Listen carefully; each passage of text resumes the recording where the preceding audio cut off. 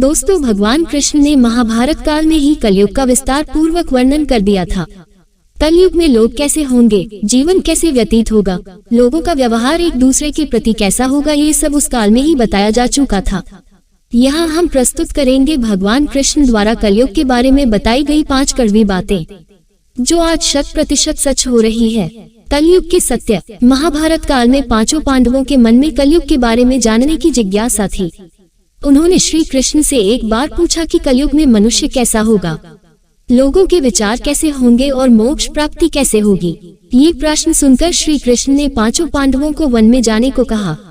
साथ ही ये भी कहा कि तुम जो कुछ भी वहाँ देखो उसे मेरे पास आकर विस्तार से बताना।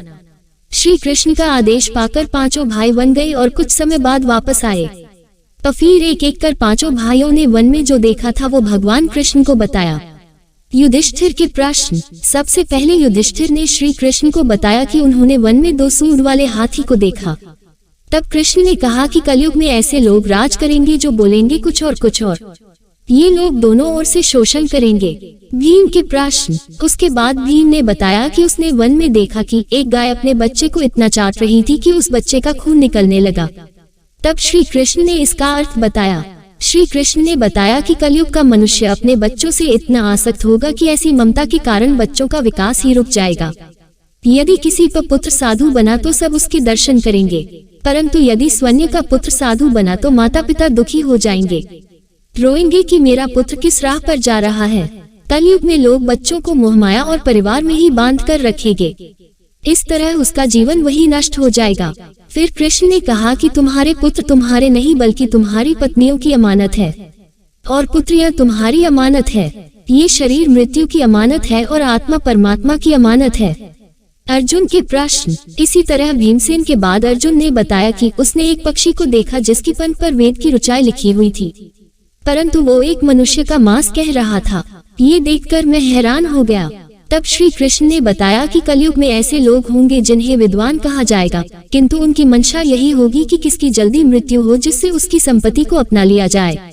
व्यक्ति का ओहदा चाहे कितना भी बड़ा क्यों ना हो, किंतु उसकी दृष्टि दूसरों की संपत्ति पर ही रहेगी। ऐसे लोग बहुत होंगे जो दूसरे के धन को छीनने को आतुर होंगे। वास्तविक संत तो कोई कोई ही होगा।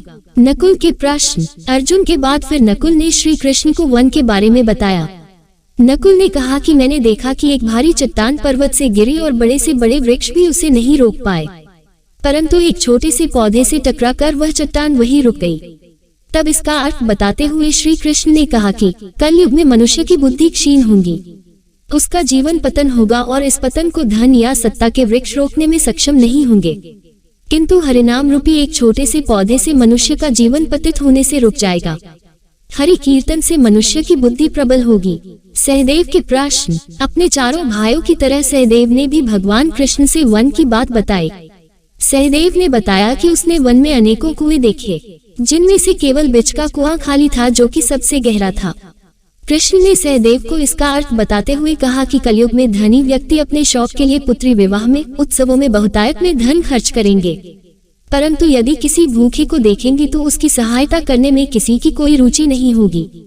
इंद्रियों की संतुष्टि, मदिरापान, मांस भक्षण और व्यसन में धन खर्च किया जाएगा।